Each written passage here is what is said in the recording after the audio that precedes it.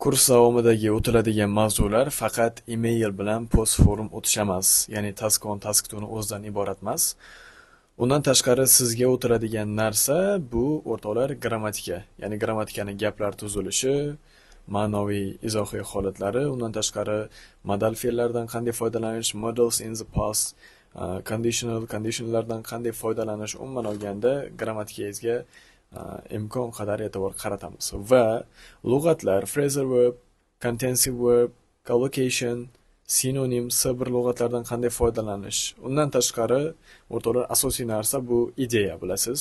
G'oyaviy holat hammada muammo, buni ham qanday yuqori holatga olib chiqilish ko'rsatib o'tilanadi. Hamma materiallar o'zim tomonidan beriladi, faqat siz chiqarib kelib intizom majburiyatga rioya qilib darslarda faol bo'lib borsangiz bo'ldi. Pastdagi havolani ustiga bosing va kursga hoziroq yoziling.